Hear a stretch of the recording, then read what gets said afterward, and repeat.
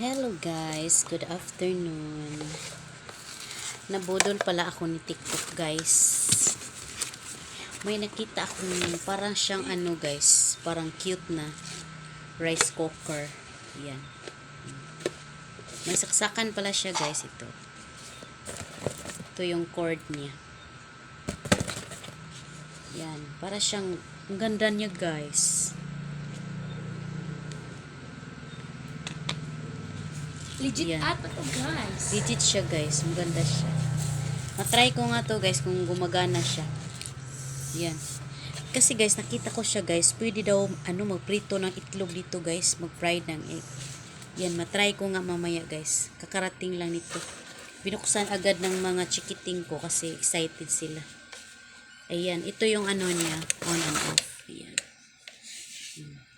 Try ako mag-init ng tubig dito guys. Pwede pala siyang lutuan ng guys, ng Maggi, pansit canton. Ayan. Okay. Pwede dito. Pwede daw dito magprito kasi para siyang guys, para siyang non-stick.